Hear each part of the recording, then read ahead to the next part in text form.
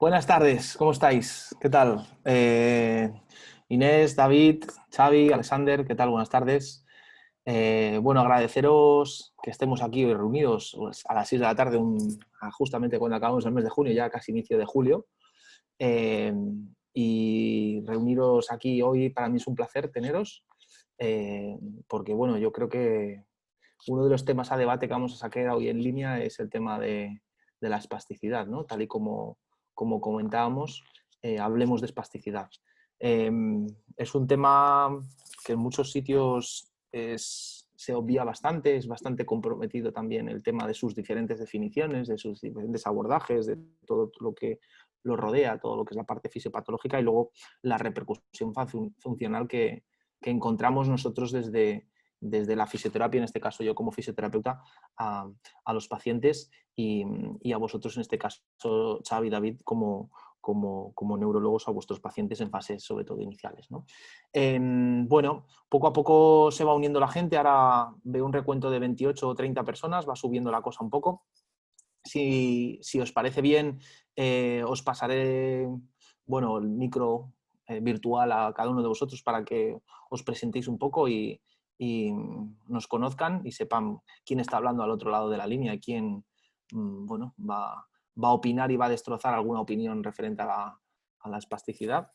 Con lo cual, si quieres, Inés, te paso primero a ti para que te presentes, que estás en la primera justamente de los cuadros que tenemos aquí en pantalla, con lo cual te dejo aquí un poco 2 minutos para que te presentes, o 1 minuto o en 30 segundos, como quieras, depende de lo rápida que seas. Hombre, yo creo que en 10 segundos me sobra, pero bueno. Perfecto, pues Eh, adelante. bueno, soy Inés, soy fisio, trabajo en el clinic en la unidad de ictus en neurología y neurocirugía y bueno, estoy especializada bueno, tengo el máster de neurociencias y pediatría e investigación clínica. Y ya está, ¿no? ¿Algo más? Gracias. No, nada más, gracias, Inés. No, más que nada es para contextualizar un poco de dónde venimos, dado que para dónde vamos es lo que menos sabemos, ¿no? David. Hola, ¿qué tal? Buenas tardes. Bueno, soy David Rodríguez Luna, soy neurólogo vascular en la unidad de ictus de Vallebrón. En mi caso, bueno, como os digo, de tiempo completo de asistencia al ictus, pero sí es cierto que sobre todo la patología vascular aguda, al ictus tanto isquémico como hemorrágico agudo, y quizá el tema de la espasticidad ya nos queda un poco a mejorar. Quizá puedo aprender mucho más que lo que pueda enseñar esta tarde aquí con vosotros. Gracias, David. Xavi, en el centro de la pantalla te veo. Hola, buenas tardes. Gracias. Yo soy Xavi Urra. Tengo aquí delante el cartel de la presentación. Yo trabajo en el Hospital Clinic, pero no soy el jefe de la unidad de ictus, que es el doctor Chamorro. Simplemente aclarar eso, que me acabo de dar cuenta. Pero sí, de forma similar a David, yo trabajo en una unidad de ictus de un hospital terciario y es cierto que la mayor parte de mi tarea pues, se centra en la fase aguda de la enfermedad. Sí que es cierto que uno de mis intereses en investigación clínica ha sido un poco el predecir el pronóstico de los pacientes y aunque, como bien decía David, yo también creo y por las charlas que hemos tenido, creo que en cuanto a espasticidad, incluso la fisiología, la patología, cómo se desarrolla, podéis saber más vosotros que nosotros mismos, sí que es cierto que me ha interesado poder predecir el pronóstico de los pacientes y como todos sabemos, pues uno de los principales déficits, el que más quizás se ha estudiado y se conoce y que es causa de discapacidad funcional en los pacientes, pues es el déficit motor y la espasticidad pues puede ser una consecuencia, entre otros, de estos déficits motores, ¿no? De ahí un poco mi interés y mi interés también en participar hoy para dar un poco bueno, la visión del neurólogo, que quizás pues es parcial y limitada, pero que puede ser de interés hoy aquí. Genial, Xavi. Alexander, te veo por aquí también. ¿Cómo estás? Buenas tardes a todos. Bueno, agradeceros que estéis aquí y simplemente decir que Alexander Radiola, fisioterapeuta también y coordinador del máster de neurofisioterapia de la Facultad de Ciencias de la Salud Blanquerna y bueno, para escuchar y aprender cada día un poquito más. Perfecto. Bien, bueno, como decía antes, un placer teneros aquí. Lástima que no podamos compartir una mesa redonda real, ¿no? Y la tenemos así virtual, pero yo creo que en breve lo podamos hacer. Yo estoy seguro de que hacer esto hoy en día en las circunstancias en las que estamos, y hablo laborales, hubiera sido más difícil que dar presencialmente. Yo creo que esto nos ha facilitado el poder estar aquí hoy delante. Y bueno, esperamos que entre todos podamos aportar ciertas cosas, ¿no? Al final, el objetivo de quedar hoy es, pues, como cuántas otras veces a lo mejor de forma individual entre nosotros hemos hablado 5 minutos, entre clases en un momento dado, cuando hemos estado impartiendo docencia, pues, por ejemplo, entre alumnos o preguntas, ¿no? Y a partir de ahí cómo se desarrollan las ideas. Bueno, el objetivo un poco del día de hoy es precisamente eso, ¿no? Y como tú bien apuntabas, Xavi, como la visión del neurólogo y al final la visión que rodeamos todos, pues de alguna manera puede rodear precisamente lo que hoy vamos a hablar aquí, ¿no? Bien, como bien decías al principio, Xavi, una de las cosas dentro de los cuales nos encontramos después de cualquier tipo de afectación o de alteración del daño cerebral, una de las cosas principales que nosotros nos encontramos como fisios son las alteraciones del tono muscular, ¿no? Las alteraciones del tono muscular, en bibliografía, cuando intentamos adivinar o intentamos buscar o intentamos de alguna manera descubrir cuando consideramos que el tono muscular está alterado, nos hablan siempre de hipertonías, ¿no? Nos hablan siempre de que hay una alteración del tono generalmente relacionada con la hipertonía, ¿no? Estas definiciones muchas veces hay algunas que se contradicen entre ellas y sobre todo cuando las contextualizamos dentro del debate o dentro de la actividad funcional o dentro de que cuando nosotros como fisioterapeutas nos encontramos delante del paciente y hablamos del exceso de tono, de la hipertonía o en cuyo caso un defecto en problemas de hipotonía también, ¿no? Una de las grandes preguntas es ¿cuándo consideramos que esta hipertonía o cuándo consideramos que esta alteración del tono muscular se vuelve patológica, ¿no? Y podemos atrevernos a decir a adjetivos tan ambiguos como el hecho de que tiene hipertonía o tiene hipotonía, ¿no? Cuando hay alteraciones precisamente en este tono muscular, ¿no? Pero bien, ¿cuándo nos atrevemos a decir que este tono muscular está alterado, ¿no? Principalmente nosotros, y corregidme si me equivoco, podemos acuñar de que consideramos que hay alteración del tono muscular cuando no nos permite realizar la función. Es decir, este tono puede estar hipertónico, puede estar hipotónico, no sabemos qué tipo de tono tiene, pero en el momento que desaparece o hay abolida la capacidad de poder realizar una función, la función es cuando consideramos que hay una alteración del tono, ¿no? Esta alteración del tono puede estar porque hay una disminución del movimiento voluntario, ¿no? Y esta disminución del movimiento voluntario no siempre tiene que estar precedida de una hipertonía o de un aumento del tono. En todo caso, muchas veces cuando se acuña el término de espasticidad, ¿no? Cuando hay una limitación o una disminución de la capacidad de estiramiento o de elongación longitudinal del propio músculo. Históricamente y en bibliografía, precisamente en este caso, cuando se habla de lesión de primera motoneurona o de lesión piramidal, aparece precisamente dos entes claros. Uno de ellos es el de la espasticidad o el de la hipertonía espástica o el de la distonía espástica, muchas veces también se ha ido añadiendo. Y cuando bien es cierto que hay veces que la lesión propia o pura de la vía piramidal no siempre genera espasticidad, no siempre genera hipertonía, sino que muchas veces nos encontramos con fenómenos que se llaman negativos, ¿no? O con fenómenos relacionados con la hipotonía o con flacidez incluso. De manera que muchas veces ya no se puede correlacionar de forma cartesiana el hecho de que hay una alteración piramidal con espasticidad o con hipertonía, sino que ya se sabe que no es así. Con lo cual, hay otras regiones o hay otras áreas o hay otras vías que quizás generan precisamente lo que al final nosotros vemos o esa repercusión funcional de exceso de tono, ¿no?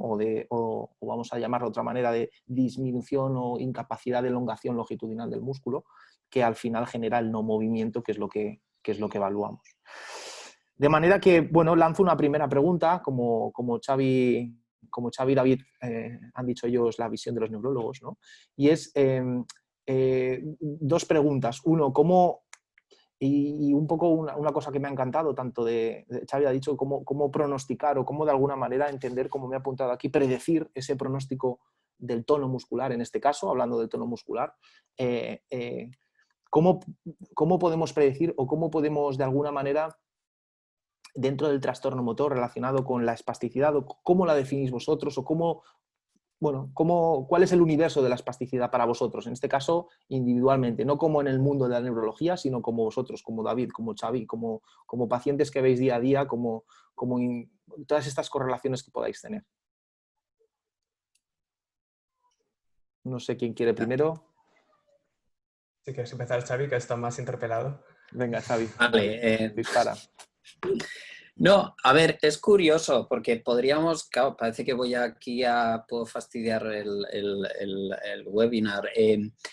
Nosotros, cuando ves a un paciente en la fase aguda, habitualmente nos preocupa más pues, que haya una hipotonía, ¿no? que es más frecuente e indica habitualmente una lesión grave, y que el hecho de que el tono esté aumentado o que veamos una espasticidad que suele ser infrecuente en una fase inicial, los primeros días o incluso los primeros 7, 10 días después de un ictus.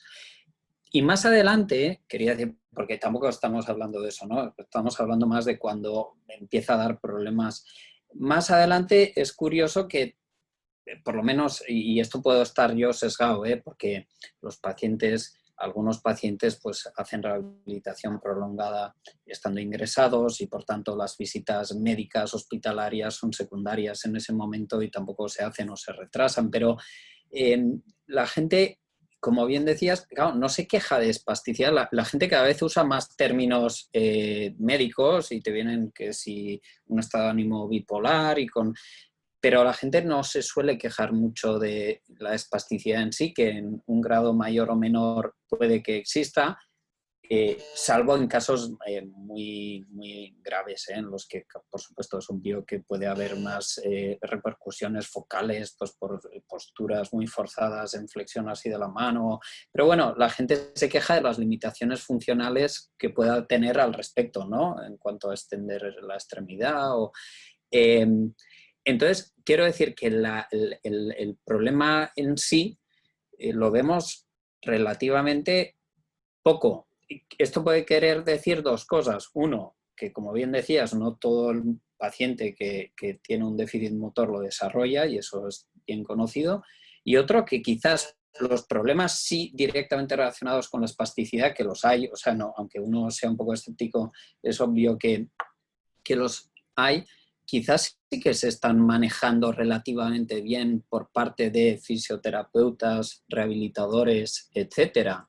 Es decir, el paciente que tiene un problema directamente relacionado con esto se le trata, ya sea pues, con ejercicios, con dosis de toxina botulínica, etcétera, y esa parte en concreto no le provoca mayor problema y se te queja de otras cosas, ya sea del déficit motor más por debilidad o sea de problema de inestabilidad multifactorial por sensitivo que ha podido contribuir además a la espasticidad, etcétera, pero que luego cuando ya está mejor lo que acaba preocupándolo es que no camina, o con el estado de ánimo y la fatiga, etcétera.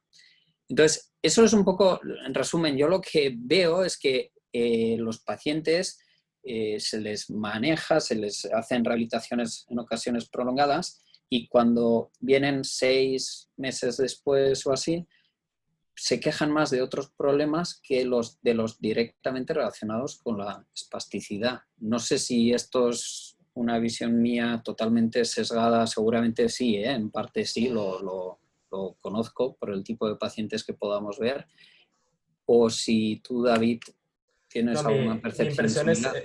mi impresión es idéntica a la tuya. Quizá en otros pacientes, claro, nosotros los dos trabajamos con ictus y quizá en pacientes de otras patologías como esclerosis múltiple sea un poquito distinto.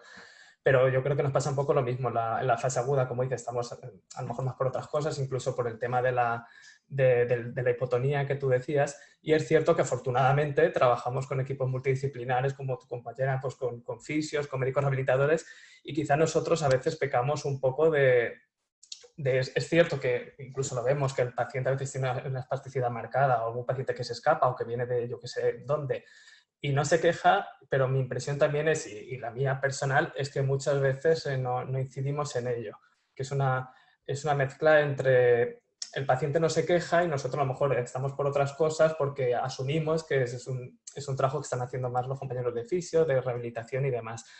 Y sí que es cierto que a veces ves que la mayoría de veces se hace bien, como decíamos, del equipo multidisciplinario, de la unidad de ictus y demás, pero conforme pasa el tiempo, al menos en nuestro centro, es cierto que estos recursos, digamos que lamentablemente se agotan a nivel público, de que la rehabilitación y el tema de fisio, incluso domiciliaria, no se puede prolongar más allá por recursos del sistema. Y son pacientes a lo mejor que se prolongan y se quedan algunas cosas, algunos flecos más pendientes que a lo mejor quizás sí que deberíamos incidir todos un poco más en ello. También me da la impresión lo que tú decías de que no se quejan, que a veces hay como una resignación del paciente, como que han ido asumiendo déficit y sí que es cierto que es una patología que tiende a mejorar, aunque es entre poco y mucho, siempre tienden a mejorar y como parten de estar en una situación muy mala en general cuando hay espasticidad inicial a algo de mejoría, yo creo que tampoco le dan excesiva importancia a esto cuando sí que puede tener una repercusión importante a nivel funcional y también en calidad de vida, por lo que decías de que si la mano agarra y otra serie de cosas que a lo mejor no le dan importancia. Sí que es cierto, nosotros somos relativamente jóvenes, pero sí que hemos visto un cambio hace años con respecto ahora del tratamiento de esto a nivel de fisio, de rehabilitación y de todo, que no vimos las mismas secuelas ni los mismos tratamientos, que afortunadamente ahora está mucho mejor. Pero quizás sí que como neurólogo creo que en mi caso sí que podría incidir más en eso, no dejarlo tanto en manos no de otros, sino de... Bueno, supongo que a lo mejor no desentenderte un poco en este sentido. No, habéis dicho dos cosas muy curiosas, ¿no? Una, y yo creo que es un poco va ligado al cambio en el concepto clásico precisamente de espasticidad, ¿no? Si bien es cierto, la casuística de pacientes que podáis ver vosotros más está relacionada precisamente al contexto de trabajo que vosotros tenéis, ¿no? Daño cerebral, ictus, etc.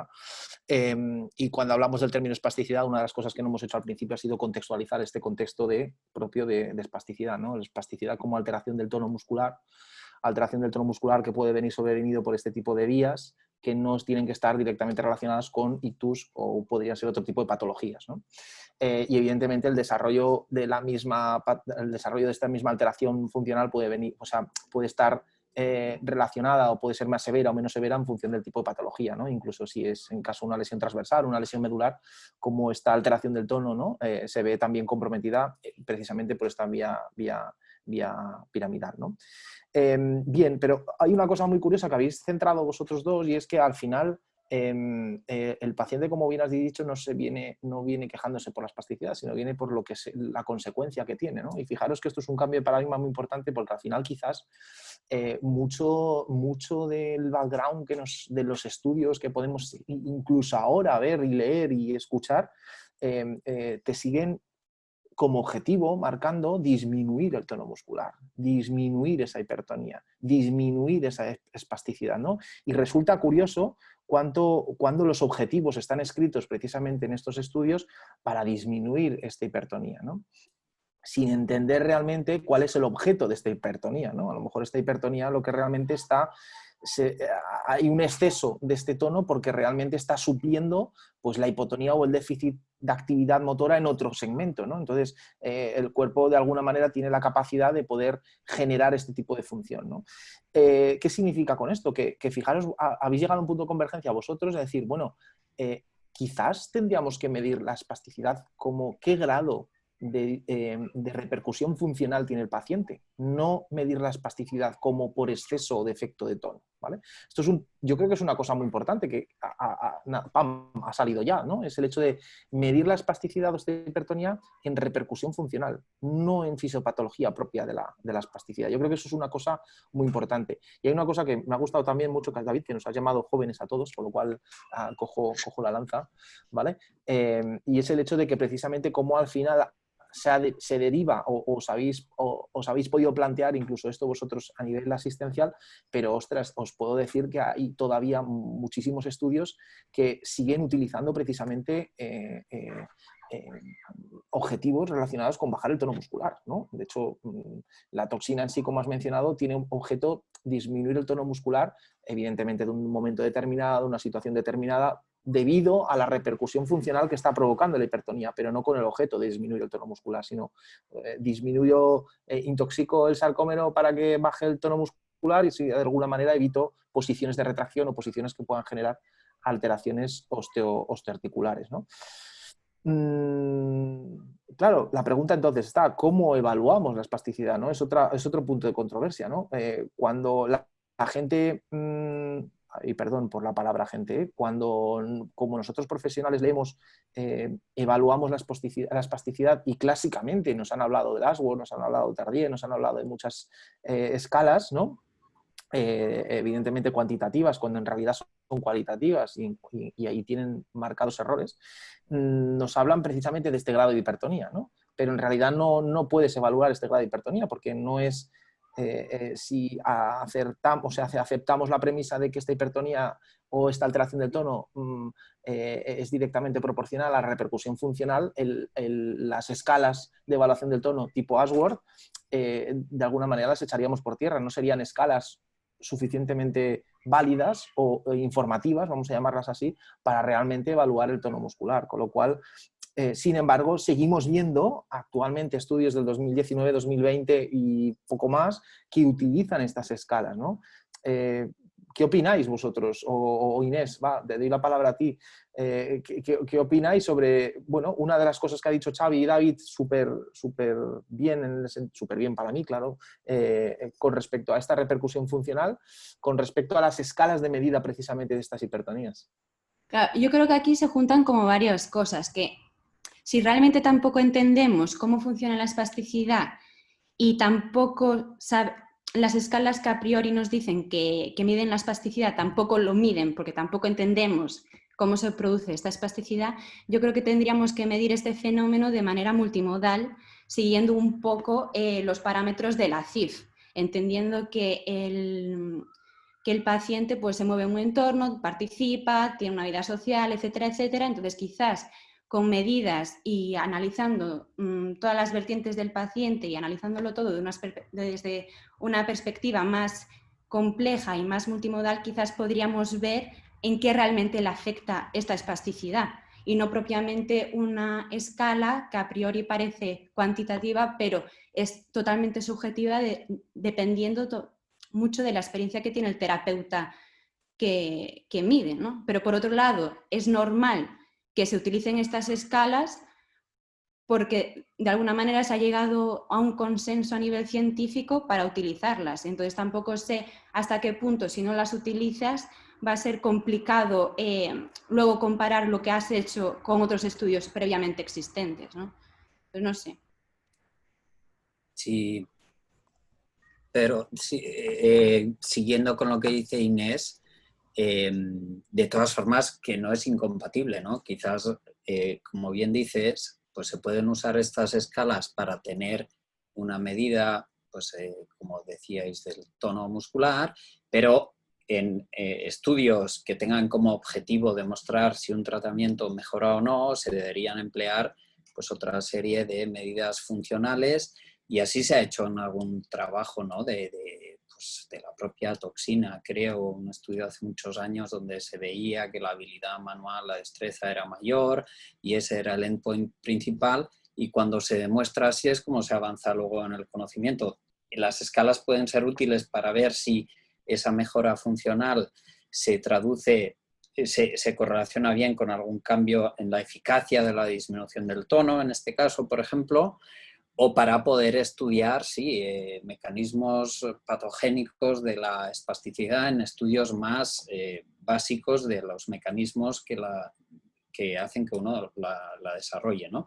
Pero complementarlo en aquellos estudios o ensayos clínicos de herramientas farmacológicas o no farmacológicas para mejorar la función, pues de algunos endpoints que pueden ser, bueno, creo que ya hay algunos. Lo complicado puede ser es que sean demasiado difíciles o largos de administrar. Uno se pregunta si quizás, igual que hoy estamos haciendo este webinar, que muy probablemente no hubiésemos hecho si no, si el hecho de poder hacer valoraciones a distancia de los pacientes cuando la medicina se vaya acostumbrando más a las evaluaciones telemáticas, podrá facilitar también herramientas de ver cómo el paciente está en su entorno. De esto se está hablando ya en neurología, en otros en otras patologías, por ejemplo, en el deterioro cognitivo, en los que en ocasiones cuesta saber bien si el paciente y el acompañante que ese día ha venido aquí a la consulta, pues los problemas que transmiten, si son solo esos o hay algo más allá, y se está pensando que quizás evaluaciones, si son sencillas y viables técnicamente en casa, podrían ser incluso más informativas que la información escasa y limitada que uno saca en 10 minutos de consulta. Quizás el hecho de ir haciendo cada vez más evaluaciones con vídeo y voz, ¿no?, permitan hacer cosas que en presencia pues, se plantearían más difíciles, o pacientes que tienen dificultades para desplazarse, ¿no?, por secuelas de alguna enfermedad neurológica, ya sea adquirida o no. No, estoy de acuerdo, ¿eh? Estoy totalmente de acuerdo con lo que dices, Xavi, también estoy de acuerdo con lo que dices. Y vuelvo a decir, es el punto de convergencia, ¿no? Es cómo puedo evaluar de alguna manera de forma cuantitativa, cómo seguimos coexistiendo con escalas que valoran de forma cuantitativa, con sus grandes errores, ¿vale? Es decir, el error precisamente es eso, que algo pragmático. Podemos tener un paciente en el cual pues, inicialmente se le ha valorado con un grado de hipertonía. Este grado de hipertonía puede variar en el tiempo con o sin tratamiento, ¿no? ¿Qué significa esto? Que muchas veces nosotros desde la fisio, y voy a hablar nosotros como fisios, lógicamente, todavía se siguen utilizando eso, todavía se sigue interviniendo mucho con el objeto de técnicas y tratamientos para disminuir precisamente este tono, ¿no? Vamos a intentar disminuir este tono, vamos a intentar disminuir esta espasticidad se nos llena la boca de técnicas y de posturas y de posiciones, ¿no? Y para intentar inhibirlo, ¿no? La palabra inhibición del tono muscular, precisamente con el objeto de pues, ganar funcionalidad, ¿no? Cuando no está reñido, que puedas hacer servir esta musculatura o puedes hacer servir este músculo o este tono muscular, ¿no? Hablemos así, con la coexistencia o la presencia propia de una alteración del tono muscular, ¿no? Al final, lo que quizás tendríamos que evaluar más es cuánto no funciona este músculo para trabajar más, no sobre la demanda, es decir, sobre el exceso de tono quiero disminuirlo, sino sobre la capacidad que tiene el músculo, es decir, cómo en la coexistencia de esta alteración del tono puedo ganar, por ejemplo, dentro de las cualidades propias del músculo, fuerza, o cómo puedo ganar movimiento en la articulación en el contexto de la hipertonía o en el contexto propio de la hipertonía, ¿no? Evidentemente, la fisiopatología de la hipertonía espástica o de la distonía espástica en muchos aspectos, en las cuales no estaba atribuida como decía al principio, a la vía piramidal, ha dado objeto que para medir la espasticidad utilicemos precisamente estas escalas, ¿no? Es decir, cómo se elonga este músculo o cuántos espasmos tiene este músculo o en el tiempo cuando lo evalúo, ¿no? Para hablar de diferentes escalas, como Ashworth hemos dicho antes, o con Penn o con Tardieu. La pregunta es, ¿cómo está el tema a nivel de... Esto os la lanzo directamente la pregunta a vosotros, Xavi y David. Las correlaciones existentes entre, vamos a llamarle neuroimagen, ¿no? Es decir, y una de las cosas que, bueno, a mí particularmente me apasionan y me gustaría profundizar mucho más en los que llamamos o estáis más familiarizados vosotros con las tractografías, ¿no?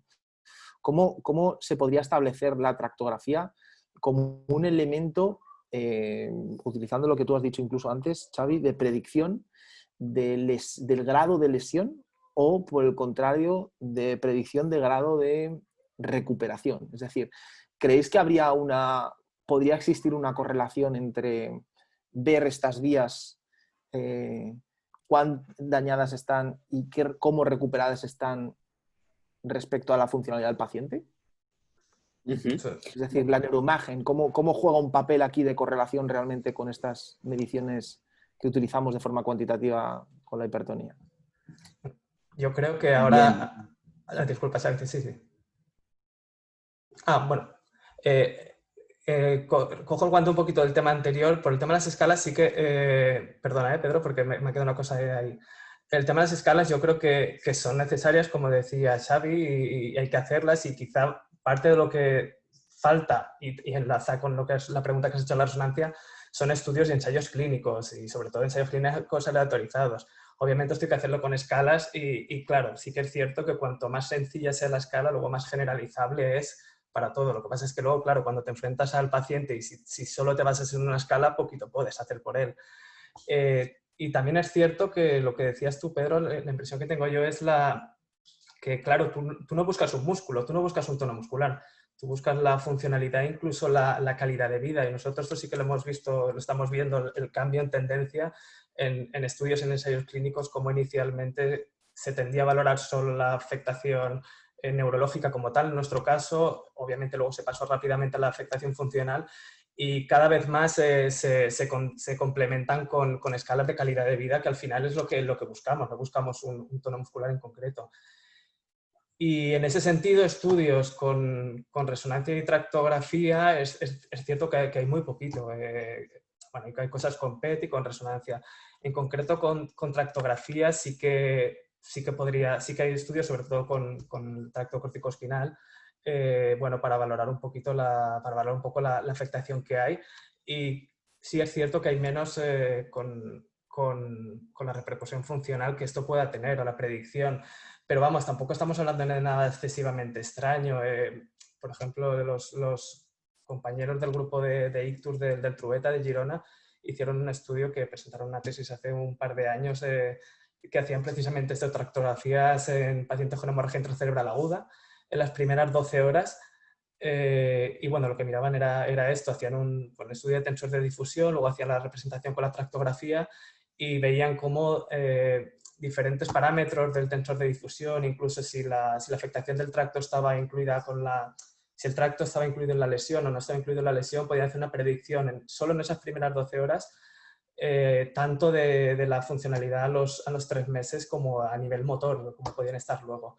Pero sí que es cierto que son estudios que son muy costosos, tanto por dinero, por recursos, por tiempo.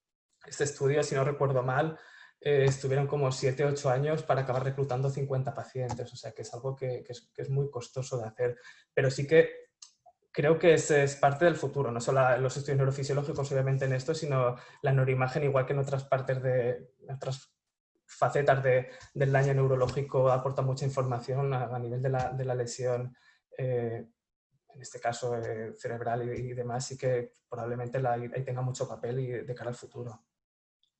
Nosotros, desde luego, aquí no tenemos experiencia con esto.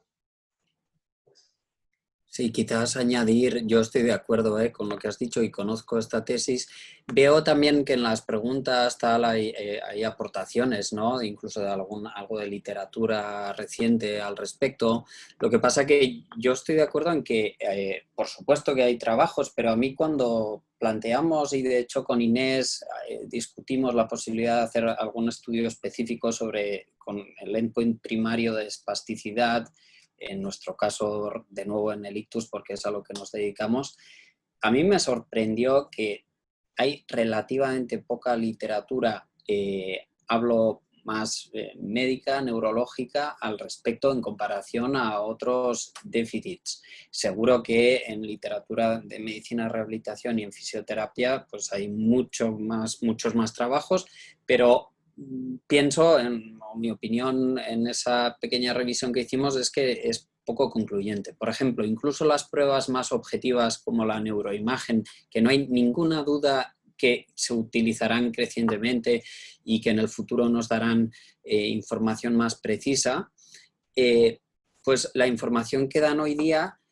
por ejemplo, la tractografía, pues tiene ciertas limitaciones metodológicas. Tienes que, por ejemplo, en el caso de los hematomas, tienes que hacer una serie de asunciones de cómo irá el tracto y si la alteración que uno ve en el tracto es por una lesión definitiva y no es simplemente por el hecho de que las fibras estén desplazadas mínimamente por el efecto de que hay una lesión ocupante de espacio durante la fase aguda de la enfermedad vascular, ¿no?, hemorrágica en ese lugar, etcétera. Todos esos estudios se tienen que replicar, confirmar, y no digo ya lo siguiente que comentaba David, que es pasar a ver la implicación, o sea, el impacto funcional que tienen esas alteraciones que podamos ver en una prueba que parece tan objetiva como la tractografía.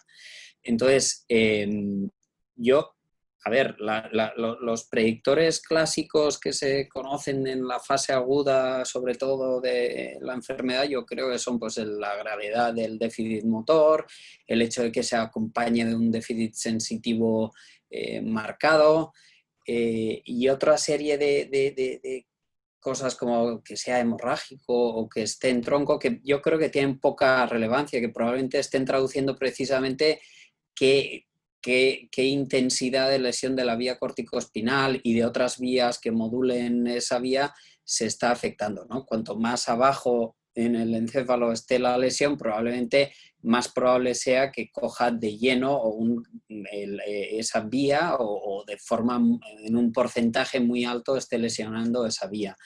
Yo no conozco así muchos factores predictivos más que tengamos.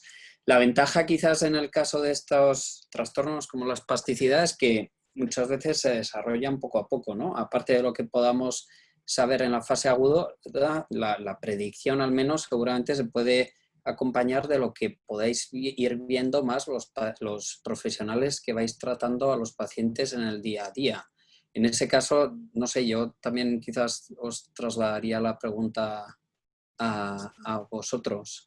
Sí, eso, ¿Cómo de precisos sois en ir un poco, no digo ya preveniendo, pero vamos, ir predeciendo quién está haciendo problemas y actuar en ese momento, ¿no? Antes de que lleguen a cuadros así totalmente muy graves de deformidades, etcétera. Exacto. Mira, has dicho, parte de la respuesta la has dicho tú, ¿no? Dice, bueno, uno de los factores predictivos funcionales al final de la espasticidad es como es una situación que se va presentando poco a poco, ¿no? A veces, cuando hablas de poco a poco, lo traducimos nosotros en adaptación, ¿no?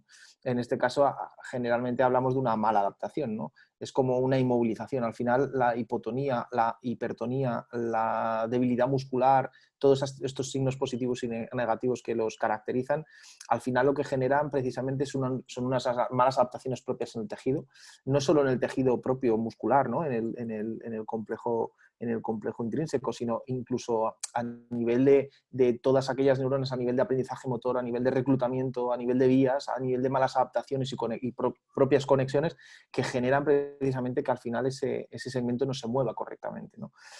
Y la pregunta muchas veces es, bueno, ¿qué es hipertonía? O muchas veces el debate que hay y lo diferente ¿es lo mismo la hipertonía que la espasticidad?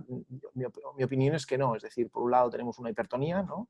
Que de alguna manera podríamos atribuir más a todos estos fenómenos adaptativos propios del tejido intrínseco, ¿no? Del complejo intrínseco, pero también del neurogénico, porque al final estamos teniendo un feedback directo que alimentan precisamente al desarrollo de esa propia espasticidad, o sea que de alguna manera es una cosa que retroalimenta a la otra.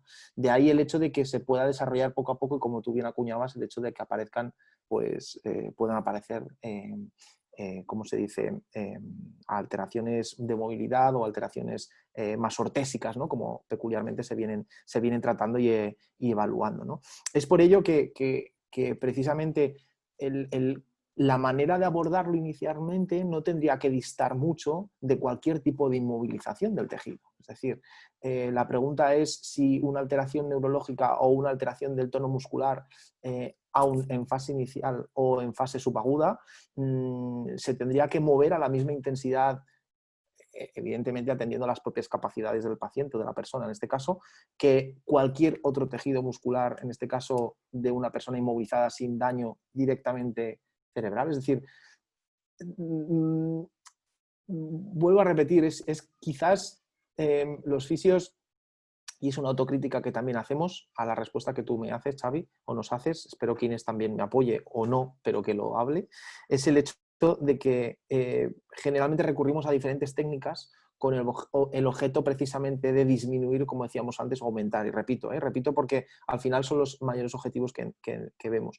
Y quizás nos tendríamos que ocupar más, ¿no?, del estado propio de ese tejido, del estado propio de ese músculo, que al final su capacidad es poder mover un segmento o poder generar una contracción y trabajar sobre las cualidades propias físicas de de ese tejido, en este caso muscular, dentro de su contexto, vamos a decirle cardiovascular, dentro de su contexto de movilidad, dentro de su contexto propio funcional, ¿no? Más que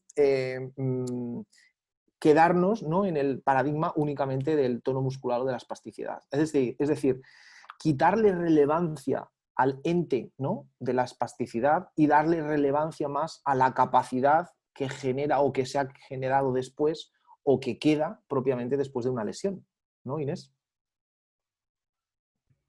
Es que yo creo que aquí se mezclan varias cosas, porque lo que dice Xavi también de cómo predecimos nosotros el pronóstico de cómo va a avanzar la espasticidad, también tiene que ver con cómo está organizada la fisioterapia en este país, ¿sabes? Porque, o sea, como decía David, o sea, en la unidad de ictus hay un tipo de paciente, o sea, hace un tipo de tratamiento que está supeditado al tiempo que tiene el fisio con cada paciente, luego va a un centro de rehabilitación y en función del centro de rehabilitación hacen una cosa u otra más o menos intensa, luego si el paciente tiene recursos o no puede seguir con el tratamiento de forma privada o no, y entonces a partir de ahí es como un poco caótico ver realmente un pronóstico de la espasticidad porque como que lo van siguiendo diferentes fisios a lo largo y con diferentes tratamientos, con diferentes escuelas y con diferentes historias. Y sí que es verdad que, por un lado, tenemos la discontinuidad propia del tratamiento de fisio, por cómo está organizada la rehabilitación en este país,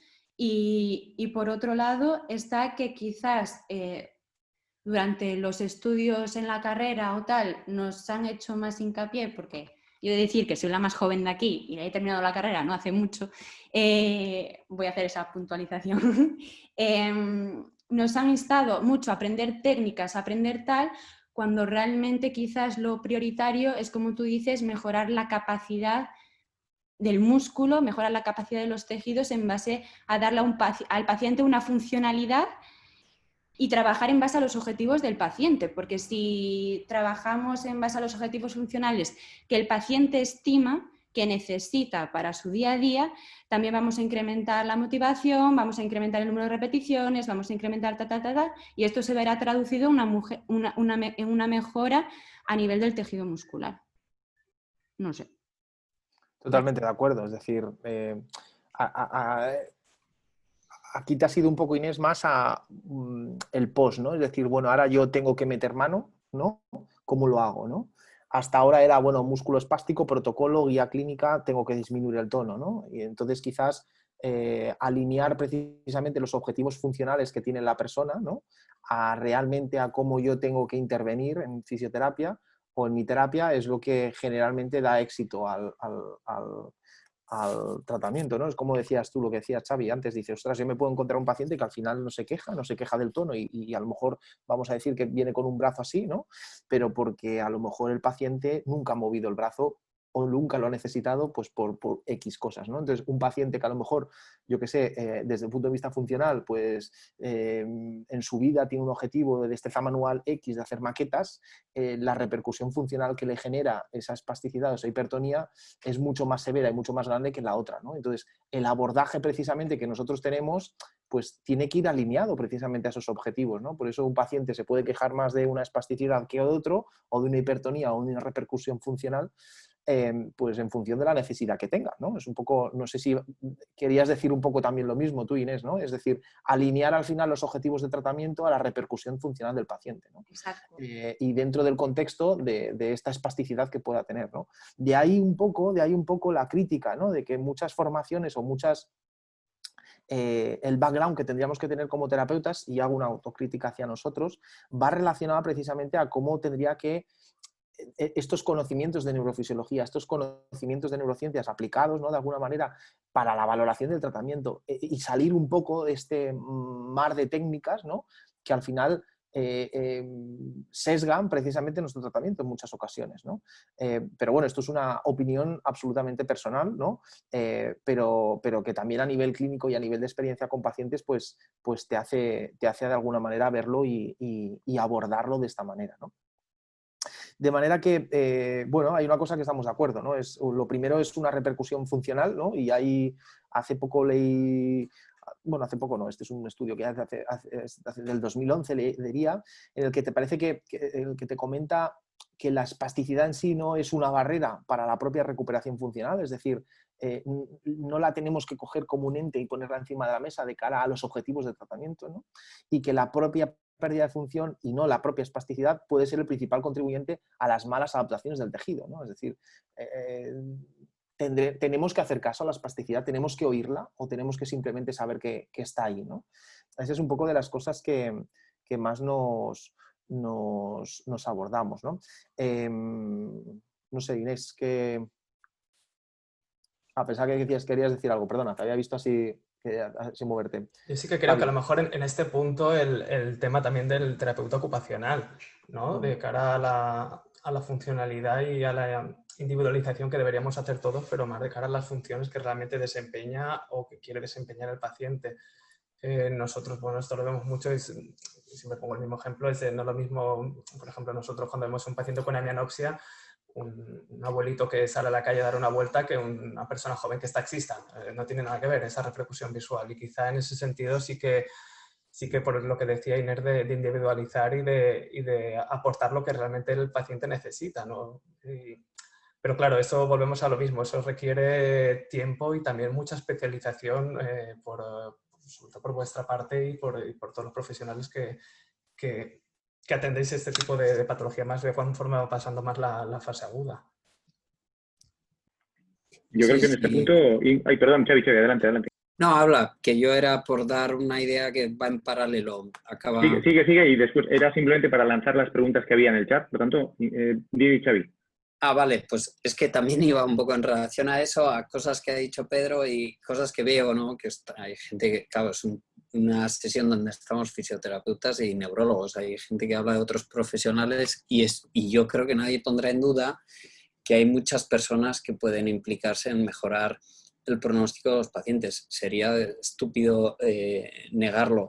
Quizás, y es un poco lo que quería decir un poco en relación a esto, es, aunque no hay duda que queda mucho por conocer sobre la fisiopatología de estos problemas motores, os pongo un símil. En la fase aguda del ictus se ha avanzado mucho y ha ayudado a ello pues, los fallos que ha habido durante décadas en el tratamiento, incluso en el recanalizador, pero se fueron haciendo avances incluso cuando muchos tratamientos todavía no eran eficaces gracias a la creación de unidades de ictus, que se ha demostrado y se acepta sin ninguna duda que mejoran el pronóstico de los pacientes.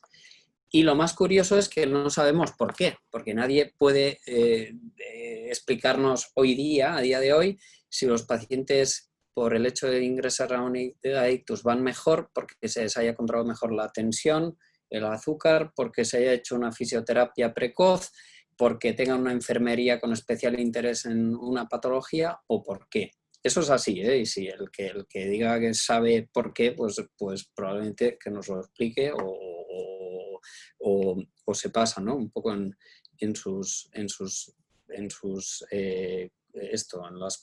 las conclusiones que saca. Entonces, no hace falta esperar a tener el resultado de todos estos estudios que se hagan con neuroimagen, que seguro que se harán más estudios que nos confirmarán si es cierto o no que mayor lesión de la vía corticoespinal se traduce en más consecuencias como la espasticidad. No hace falta... Lo importante quizás es diseñar estudios, por ejemplo, si son ensayos clínicos, que sean muy rigurosos en la medida de los outcomes. Se pueden hacer estudios más o menos pragmáticos, con equipos más o menos extensos, pero que luego el endpoint sea ciego a ser posible, en lo posible es difícil, en diseños como este, y que demuestren un beneficio funcional. Si eso es así, se podrá avanzar, se podrán justificar costes, que son estos pues, tratamientos con múltiples personas y especialidades implicadas, no son baratos, y puede ayudar a incrementar pues, el interés del sistema sanitario en justificar mejorías, ¿no? Cuando no hay estudios tan concluyentes y no hay una industria detrás y tal, pues ya sabemos lo que pasa, que cuesta mucho. No solo en intervenciones no farmacológicas, en intervenciones farmacológicas de medicamentos huérfanos o sin interés comercial, también cuesta muchísimo, salvo que se demuestre, y eso cuesta mucho hacer un ensayo clínico bien hecho, sin recursos, pues que hay un beneficio funcional, porque con eso sí que se puede ir a las autoridades y justificar aumentos, ¿no?, de presupuestos. Sí, sí, totalmente de acuerdo, Xavi. De hecho, bueno, es lo que tú dices, ¿no? Para realizar estudios de esta índole y acceder a la muestra desde el punto de vista pragmático, pues hay una serie de pasos, ¿no? De escalones, más que de pasos, que a veces son muy, muy complicados de alinear, ¿no? Pero estoy totalmente de acuerdo que precisamente el diseño de estos estudios es lo que marcaría un poco la diferencia y la necesidad real, ¿no? Alexander, decías que había preguntas. Sí, había preguntas. Bueno, había dos comentarios que habían hecho dos espectadores que hacían un poco mención a que no solamente rehabilita el fisioterapeuta, y yo creo que Xavi Urra ya ha contestado, y yo creo que todos los que estamos hoy conectados tenemos claro que esto no es un trabajo de neurólogos y fisioterapeutas, sino de muchas más personas, y que al final el objetivo es la mejora del paciente, y para ello actuarán todos los profesionales que sean necesarios, y hablamos de profesionales sanitarios y en ocasiones no sanitarios cuando se tiene que hablar de adaptaciones que se tienen que hacer en casas o de ingeniería, etcétera, etcétera. Por tanto, yo creo que todos los que estamos conectados eso lo tenemos claro, y si no ha quedado claro, bueno, que sirva para que quede claro que esa es la posición de los que aquí estamos. Lanzo la primera, y yo creo que esta va muy dirigida a fisioterapeutas, pero por supuesto David y Xavi estáis invitados a contestarla también. La hace Alba Egui, y pregunta: ¿las pruebas para la calidad de patrones de movimiento planteadas por el concepto Bobat, no entrarían de alguna forma en el grupo que permite medir de forma multimodal los efectos de la espasticidad en el desempeño motor del paciente? Inés o si Pedro. quieres responder. Contesta tú, Pedro. Bueno, a ver,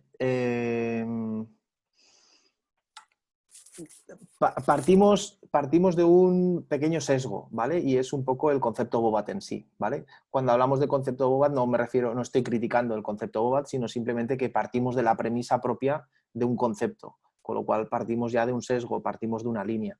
Dentro de ese concepto, pues hay diferentes premisas, ¿no?, que forman parte de la manera en la que se tiene o de la manera de cómo se entiende precisamente la repercusión funcional que tiene ese paciente y los déficits motores a los que puedan estar acuñados, ¿no?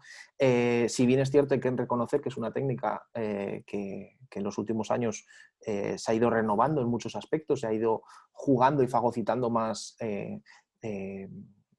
como se dice, definiciones o implicaciones neurofisiológicas dentro de su tratamiento, sí que es cierto que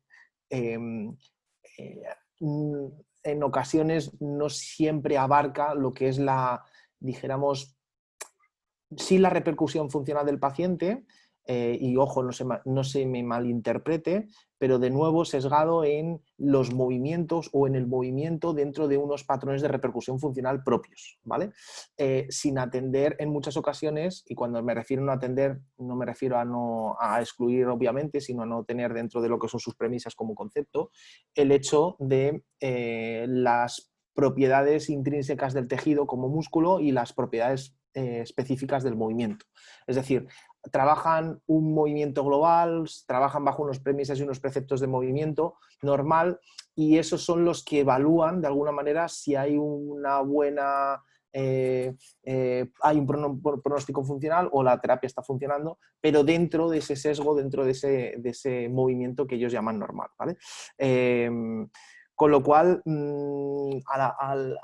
si podrían ser esos patrones evaluables dentro del movimiento, sí, pero dentro del concepto Bobat. Es decir, no lo podríamos generalizar con otras cosas, a no ser que lo utilicemos como técnica comparativa con otro tipo de intervenciones, ¿vale? ¿Por qué? Porque al final evaluamos dentro de un contexto y dentro de lo que es la visión del concepto Bobat. No sé si estás alineado con lo que pienso, Inés, o lo ves igual, o lo ves, o más o menos se entiende perfectamente, ¿no?, lo que quiero decir. Sí, es totalmente de acuerdo. la verdad. Vale, sigo con más preguntas. Hay varias referencias biográficas que algunos comparten. Mario Fernández ha compartido una o un par. Hay algún espectador anónimo también que comparte alguna más. Voy con la siguiente pregunta y esta creo que es bastante amplia, pero ¿hay correlación entre la integridad del tracto córtico-espinal y la capacidad de recuperación? Habla de algoritmos de predicción PREP2 para miembro superior. Sí, yo creo que más que preguntas es una puntualización, ¿no? Lo que hemos comentado, que será cuando hemos comentado lo de las técnicas estas, de que sí que existen, ¿no? Algoritmos, creo que es más... Correcto. Que sí, que yo creo que al final es... Sí, yo también estoy de acuerdo con lo que ha dicho Xavi, luego que al final también habrá que ver hasta qué punto esto predice mejor que la simple evaluación clínica, que a lo mejor estamos haciendo cosas o intentando hacer cosas muy, muy complicadas y luego simplemente con la valoración, la exploración física, viendo la afectación neurológica que hay, quizás sea incluso mejor predictor que la propia afectación del tracto con imagen. No lo sé. Esto nos pasa mucho, que muchas veces nos ponemos cosas muy complejas de técnicas y demás y luego hacemos un camino hacia la inversa de volver a lo más práctico, lo más útil al final.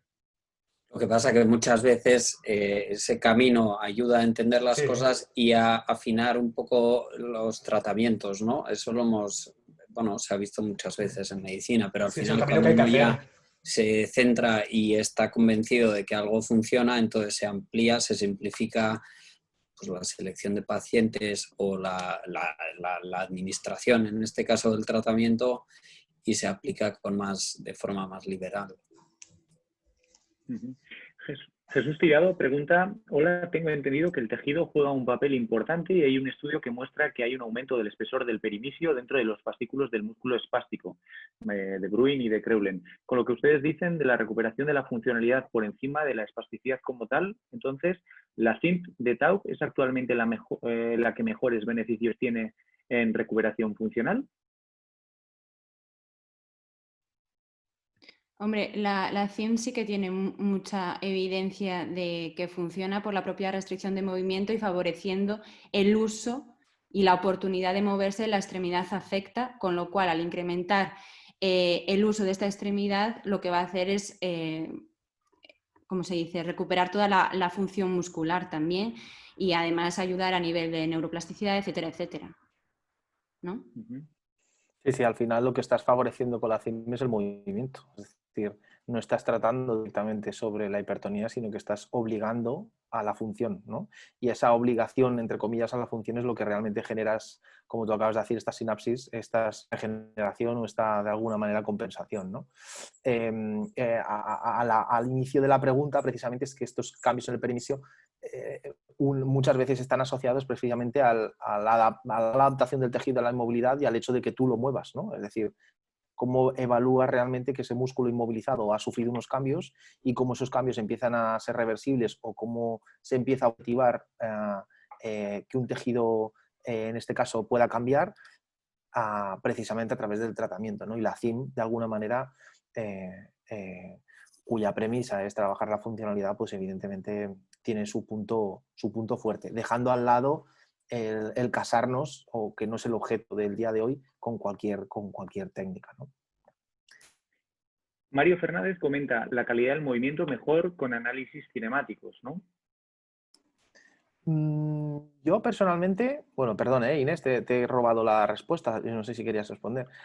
Más que la calidad del movimiento es si el movimiento sirve, ¿vale? Es decir, a veces nos empecinamos en decir, no, la marcha tiene que ser con estas características, talón, punta, glúteo, tal, y la cuestión a veces quizás sería decir, bueno, vamos a ver que esto se reclute para que el movimiento sea normal, pero no en cuanto a la búsqueda como objetivo de la calidad del movimiento. Sin embargo, sí que estoy de acuerdo en el que el estudio cinemático, en este caso no solo del movimiento, perdón, no de la calidad, sino del propio movimiento, o incluso del análisis electromiográfico, es decir, cómo se reclutan estos músculos dentro de la cadena muscular, sí que quizás tendrían que ser elementos que nos ayuden a evaluar realmente si hay precisamente una activación de esta musculatura, ganas fuerza en esta musculatura y se traduce precisamente en un movimiento, ¿no?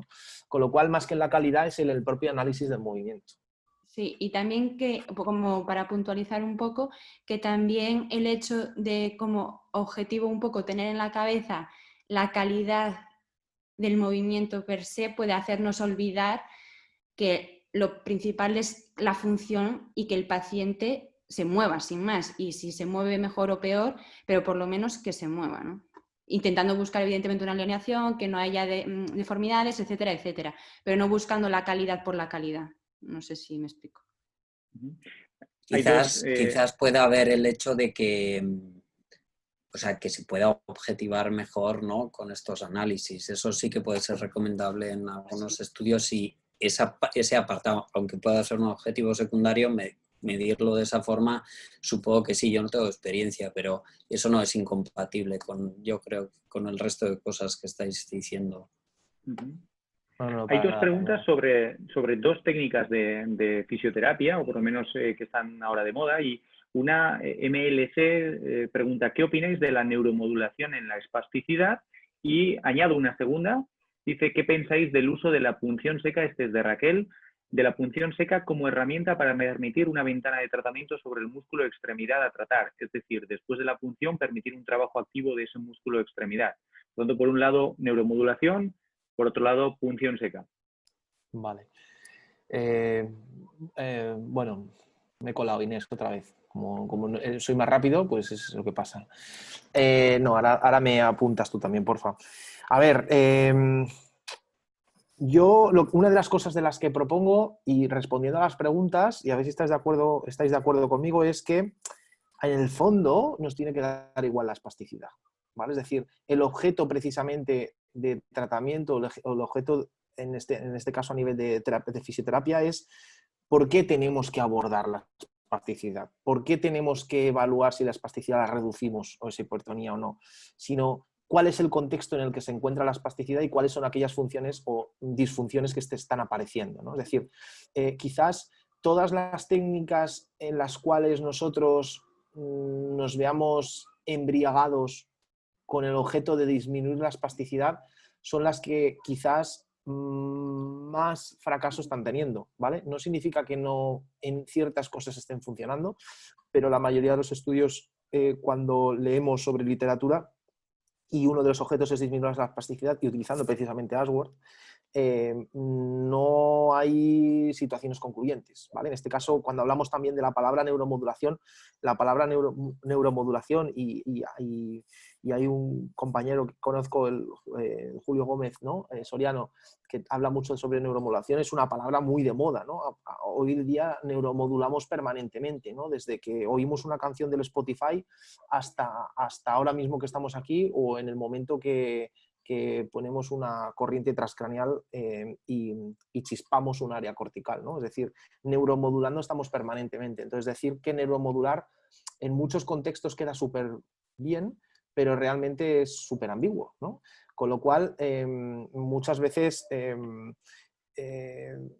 precisamente el dar la respuesta a que estamos neuromodulando como tratamiento es quizás uno de los grandes errores, ¿no? En cuanto a la espasticidad con respecto a punción seca, yo creo que la punción seca en sí no modula ni trabaja la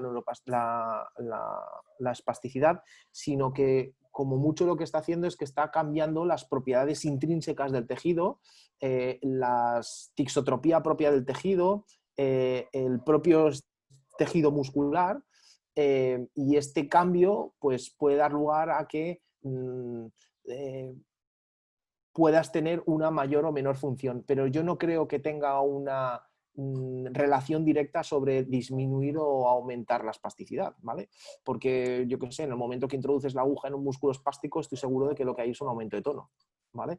En el momento que hay un dolor, hay un aumento de tono, ¿vale? Con lo cual no podemos decir que reduce la espasticidad, no significa que no se abra una ventana sobre las consecuencias propias de la espasticidad, de la inmovilización o del tejido, ¿no? Como mal adaptativo, pero no como relación directa en el tratamiento propio de la espasticidad. No sé si, a diferencia, en este caso se lo lanzo a mis buenos amigos neurólogos, ¿no? Los neurólogos que tenemos aquí, que la toxina se utiliza muchas veces con el objeto de trabajar evidentemente el tejido. Es decir, cuando estoy pinchando una toxina, lo que estoy haciendo es eliminar la capacidad contráctil de ese tejido, disminuir al máximo la resistencia pasiva del tejido, ¿vale? Para intentar trabajar la elongación del tejido o de las estructuras del propio tejido muscular, pero no con el objeto de disminuir la espasticidad. Lo que estoy intoxicando precisamente es la activación motora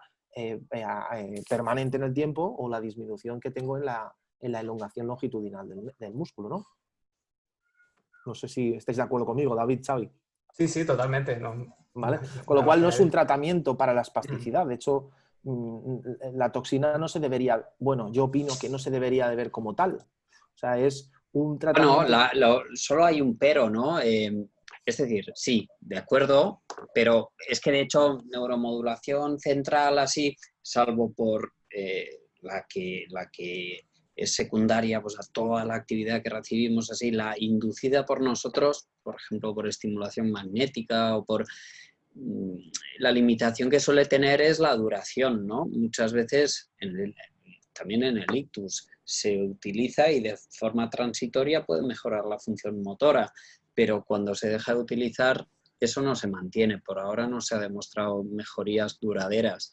Entonces, el hecho de que uno localmente aplique toxina, bueno, podría ser que tuviese algún tipo de repercusión central por mecanismos sensitivos, etcétera. No lo sé, es una pregunta, pero sí, desde luego conseguir algo similar hoy día por acción sobre el sistema nervioso central no es viable. Estoy de acuerdo. Perfecto. Sigo, si os parece, con más comentarios. Si hay un comentario que no lo hace en forma de pregunta, que dice que en recuperación de miembro superior tenemos la Proportional Recovery Rule basándose en escalas Meyer para predecir la capacidad. Establece una recuperación del 70% del valor inicial, independientemente de que el paciente tenga o no espasticidad. Y hay una pregunta que es muy actual y que la hace Alba Egui, que dice, en una mesa redonda de profesionales con el prefijo neuro ante sus profesiones, ¿qué sabemos hasta ahora de las manifestaciones neurológicas del COVID-19 en pacientes infectados? Bueno, es una pregunta muy amplia, ¿no? No sé. A ver, un mensaje es que se ha aprendido mucho para ser una enfermedad nueva, porque ha habido muchas críticas al respecto, de que gran parte de lo que se publica no sirve. No, lo que hemos tenido que aprender es de forma acelerada y se ha aprendido mucho. Que yo sepa, no hay grandes diferencias en los aspectos que estamos discutiendo aquí, salvo una, quizás, ¿no? Pacientes que son críticos, los que tienen una afectación más grave, que es una de las curiosidades de la infección por este virus, que tiene una heterogeneidad enorme en los cuadros que produce, desde el paciente asintomático hasta el que acaba por insuficiencia respiratoria en la UCI, pues el que tiene eso y además se complica con una afectación neurológica, por ejemplo, seguimos con el ictus, pues será un paciente crítico que puede añadirse a la afectación focal en sí, pues la miopatía de UCI, del ingreso prolongado, etc.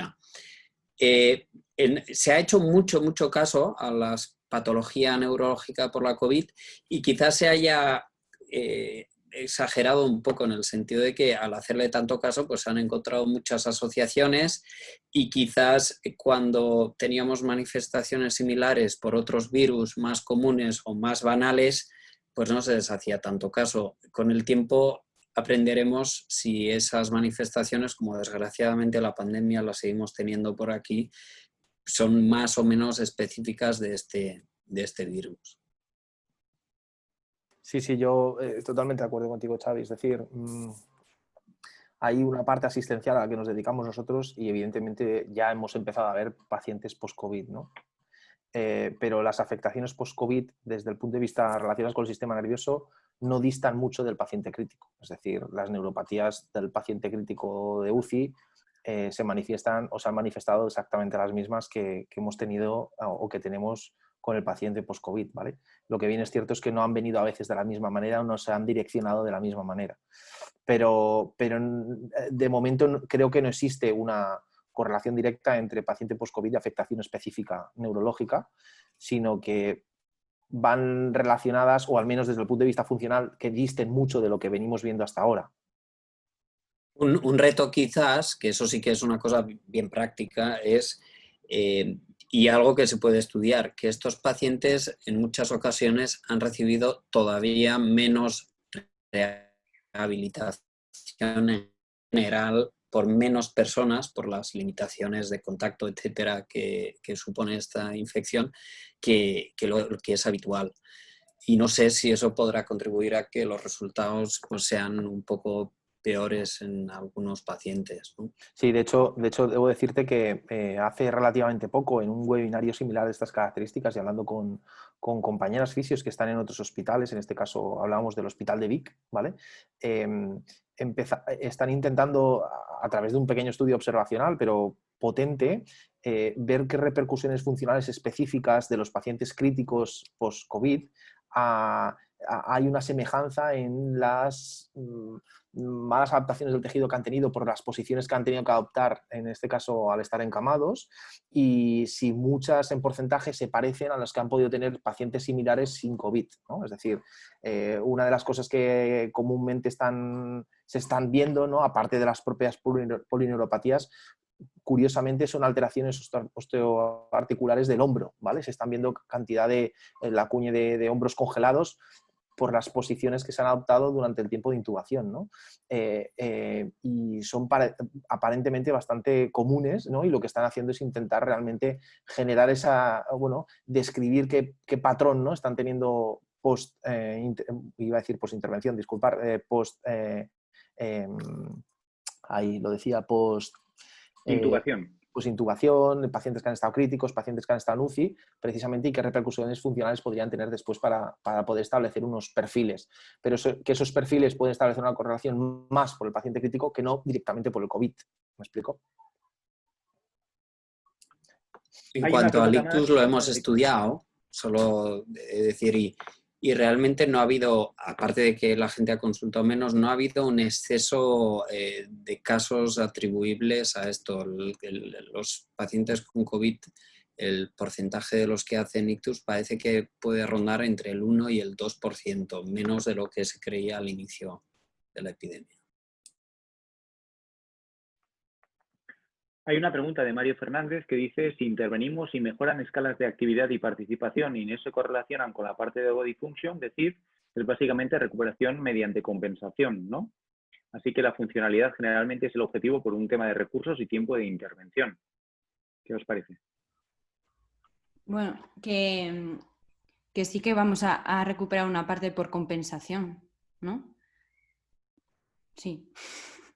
Bueno, de hecho, la mayor capacidad que tenemos es la capacidad que tenemos de compensar, ¿no? Entonces, a partir de la compensación es la base que tenemos nosotros para que inicialmente poder ir trabajando un movimiento, ¿no? En todo lo que es el aprendizaje y las propias bases del aprendizaje motor, ¿no? De ahí el hecho de que ver realmente qué repercusión funcional tiene es precisamente en estos patrones motores y saber si nuestra intervención es válida o no es válida, ¿no? con respecto a esto. Y muchas veces van correlacionadas precisamente con estas escalas relacionadas con la CIF. Ojo, que no siempre, pero la mayoría de las veces no. O sea, la mayoría de las veces sí, perdón, ¿no, Inés? Es un poco... Hay una pregunta también que es anónimo. Dice, buenas tardes, he llegado un poco tarde y por consecuencia no sé si mi pregunta ya ha sido respondida, pero ¿hay una definición clara de qué es la espasticidad y el tonus muscular? Esta es una pregunta fantástica. Esta es una pregunta patata caliente. Sí, no, es genial. Para ti, esta es para ti, Víctor, que de hecho lo has más o menos medio definido. A ver, realmente el tono muscular es una de las... Si nos ponemos a buscar sobre las definiciones de tono muscular, realmente son de las grandes controversias, ¿no? Es decir, al final no hay, ¿cómo se dice?, una definición clara de lo que es el tono muscular, ¿no? Siempre es acuñado desde los años 80, ¿no? al estado o al grado de contracción que puede ser más o menos constante, ¿no? Y que presenta un músculo en situación de reposo, ¿no? Y así permite la postura y todo ello. Y posteriormente se han ido de alguna manera evolucionando, ¿no? De alguna manera, qué equilibrio tiene, ¿no? el tono muscular con respecto a la propia exposición, a las estrategias de movimiento, ¿no? Entonces, en cuanto hablamos de tono muscular, para mí una definición, ojo, para mí, por lo que he podido leer y por lo que más o menos hemos estado hablando hoy, ¿no?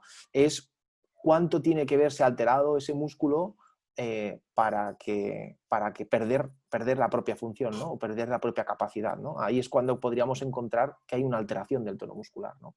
Esa alteración del tono muscular no tiene por qué estar correlacionada directamente con la definición de espasticidad, ¿no? Así pues, la definición propia de espasticidad quedaría encajada en una alteración de la capacidad neurogénica y la expresión de la dificultad del movimiento a la elongación longitudinal del músculo, ¿no?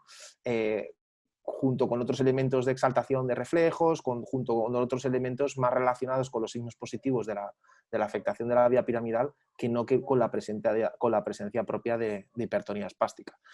Pero bueno, esa es una definición recogida de todo este compuesto, porque aún no hay una definición clara de lo que es la propia espasticidad. No sé si estáis de acuerdo. No, sí, no, yo creo que tampoco esto desde estudios ya clásicos me ha hecho gracia. Antes había aquí también en la literatura que se citaba un estudio de hace 70 años que más o menos en cuanto al concepto, no me acuerdo ahora el autor, era un autor de Boston que pues estudió unos 100 casos de, creo que eran ictus, y iba describiendo diariamente cómo se iban desarrollando diferentes alteraciones motoras. Y yo creo que tú lo has afinado un poco más, pero son esto, y más o menos sí que podemos entendernos, ¿no? Sí, yo creo que el tema es este. Yo creo que es cuando hablábamos al principio un poco así, generando esas expectativas, ¿no? De desmitificar la espasticidad, es un poco el tema de entender la fisiopatología propia de cómo funciona el tono muscular y a partir de ahí qué repercusión funcional tiene. Y es ahí donde nosotros, de alguna manera, nos involucraremos para su tratamiento, ¿no? Pero no tratamos la espasticidad. Es decir, yo creo que uno de los... mi gran pequeña lucha, ¿no? Es desmitificar la necesidad de tener que trabajar la espasticidad, la necesidad de tener que trabajar disminuir el tono muscular.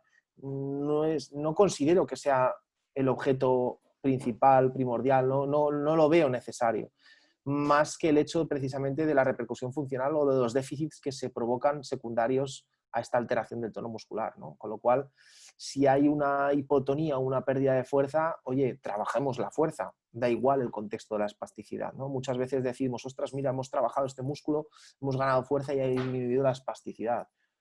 Yo creo que aquí no deja de ser una pequeña falacia. No es que hayamos disminuido la espasticidad, es que hemos aumentado las capacidades del músculo, con lo cual la espasticidad no es tan presente, ¿no? Pero no hemos disminuido la espasticidad, ¿no? Es un poco este juego, este doble juego en el cual, bueno, tradicionalmente, ¿no? Nos han hecho jugar y que quizás nos tenemos que desmarcar ligeramente, ¿no?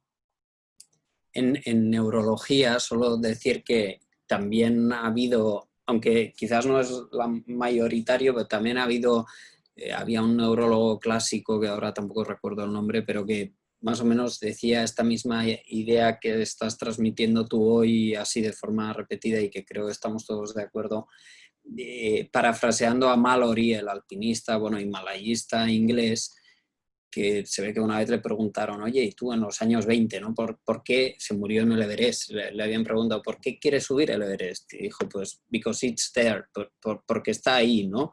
Entonces, hombre, eso puede estar bien para un hobby o para ir a subir una montaña, pero que a la hora de tratar o hacer un servicio, un favor a los pacientes, quizás sí, no hay que ir a ciegas, hay que tratar la espasticidad porque hay espasticidad, sino porque así conseguiré algo beneficioso para el paciente, ¿no? Quiero decir que desde la neurología también ya hace años ha habido la corriente un poco que hacía hincapié en esto. Sí, completamente de acuerdo. Yo creo que es un poco el paradigma este en el que tenemos que quizás tenemos más nosotros poder intentar cambiar, ¿no? Bien, no sé si hay más preguntas, Alexander. Sí, tenemos una más. es la siguiente, dice, quizás el problema es el planteamiento de espasticidad en sí, pero tengo pacientes que por la noche lo pasan mal por movimientos sacádicos e involuntarios que no le deja descansar bien y una hiperexcitabilidad a estímulos térmicos, etcétera. Pensar en el día a día del paciente también importa. Pongo un paso específico, paciente con lesión medular completa Asia C3, cero fuerza en inferiores, extremidades inferiores y muy pobre en superiores. Dice que lo que peor lleva son las noches. Claro, aquí ya estamos poniendo en caso un tema muy concreto, ¿vale? Si estamos hablando de una C3, es decir, estamos hablando de una lesión medular de las más altas y estamos hablando de donde más repercusión tiene pues la exaltación de los reflejos, ¿no? En este caso a extremidades inferiores, ¿vale? Pero precisamente sí que importa evidentemente la espasticidad, pero no es la espasticidad del problema, sino el problema es precisamente la exaltación o la lesión de la vía piramidal. La espasticidad como tal simplemente te va a dar una disminución en la elongación del tejido o te va a generar otra serie de signos positivos dentro de la lesión de primera motoneurona, pero no en sí la espasticidad. De manera que, no sé quién lo preguntaba, pero estoy de acuerdo completamente en lo que acabas de decir, que sí que es importante y que lo pasa mal por las noches este paciente. Y lo que habría que preguntarse es por qué por la noche más y no por el día, ¿vale? Con respecto a la fisiopatología en este caso. Y no quizás, y no me malinterpretes por favor, no sé si era un espectador anónimo, en intentar disminuir la espasticidad para que tenga menos espasmos, ¿no? Sino qué es lo que está generando dentro de su circuitería el hecho de que funcionalmente tenga este tipo de repercusión. No sé si me he explicado, Inés, o me habéis entendido vosotros también. No Sí, significa que debamos obviar la espasticidad. sí, tampoco que no es de entrada la elección ni la idea, pero que también hay que ver el porqué, como tú bien decías, y evaluarlo bien todo, pero también existen tratamientos farmacológicos que pueden ayudar. Me refiero, si Claro, es por claro, la por noche. supuesto. O sea, hay que ver todo. Aparte que en el contexto que nos has propuesto aquí, estamos hablando de una lesión medular C3, es decir, estamos hablando de las más altas, una de las más altas, ¿no? Estamos hablando de las que mayor repercusión funcional tiene y mayor tracto de la vía piramidal tiene, consecuentemente sus interneuronas motoras están ahí súper excitadas durante mucho tiempo, ¿no? Claro, es un contexto muy diferente y es una alteración del tono dentro de un contexto muy diferente, ¿no? También. Pero quizás una cosa interesante que parece por la descripción que hacía del paciente, ¿no? Que había un componente de déficit sensitivo marcado que igual también está explicando, ¿no? Parte del problema y podría ser incluso el predominio nocturno que fuese por eso, el hecho de tener una alteración, la inmovilidad en sí, la postura, igual que existen otros trastornos que no tienen nada que ver, ¿no? De los movimientos periódicos o piernas inquietas, etcétera, Totalmente y que puede de acuerdo. estar por la lesión misma acentuado aquí, incluso contribuyendo a esas molestias. Por eso decíamos el contexto nocturno, ¿no? Contexto de inmovilidad absoluta, ¿no? Contexto de déficit sensorial, es decir, juegan muchos factores de decir, ya no es la espasticidad, sino por qué en este entorno y no en otro, ¿no? Es una cosa que es, bueno, es fantástico. Fijaros cómo al final podríamos hacer una pequeña sesión clínica de este caso en concreto, ¿no? Pero no, es perfecto, vaya. Y un participante nos recomienda un libro, Broken Movement, The Neurobiology of Motor Recovery After Stroke, de John Krakauer. Dice que es un libro muy recomendable para todos los asistentes y nos pasa el contacto o el enlace. Por tanto, por si alguien está interesado. Creo que es básico, ¿no? Creo que sí, no lo he leído el libro en sí, pero el autor creo que se dedica a la isquemia experimental, si no me equivoco. Yo lo he leído, está muy bien, la verdad. Sí, está bien, lo conocemos, sí. Bueno, pues no hay más preguntas, creo. 19:24, hemos estado aquí 1 hora y media casi. Bueno, queda fatal que os diga que me ha encantado. Queda fatal que os diga yo metido aquí en el tema que me ha gustado poder compartir esta 1 hora y media con vosotros y vosotras. Espero también que para los que nos hayan escuchado, bueno, hayamos podido aportar algo, que también era una de las cosas, bueno, cuyo objeto muchas veces nos venimos aquí a hablar de cosas iguales y tener opiniones diferentes, ¿no? Y bueno, agradeceros a ti, David, a ti, Xavi, a ti, Inés, a Alexander, por supuesto, de poder haber compartido esta hora y media aquí con nosotros, hablar de la espasticidad y de la cantidad de cosas que nos hemos dejado, ¿no? Pero bueno, yo creo que se han dicho cosas valientes y como tú bien has dicho también, David, somos muy jóvenes y estamos viendo muchos cambios y bueno, lo bueno es poder transmitirlo, ¿no? Si no recuerdo mal, he dicho relativamente, pero bueno, ya cada uno. Suficiente. Yo creo que es lo relativamente suficiente como para poder meternos en ese grupo poblacional, David. Estoy de acuerdo. Bueno, pues nada, muchas gracias por compartir esta hora y media. Un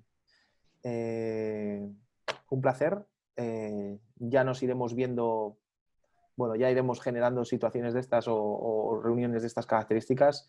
Ya nos veremos también en las clases del máster y bueno, agradeceros vuestro tiempo y sobre todo la sabiduría y sobre todo el humanismo, porque una de las cosas importante dentro de estos contextos así más científicos o de estos contextos más de salud es un poco involucrar también la parte humanista que a veces escasea, ¿no? Y por eso quería daros las gracias también. Gracias a vosotros. Gracias. Pues muchas gracias. Gracias. Adiós, buenas Muy bien. tardes. Gracias. Buenas tardes. Adeu. Hasta luego.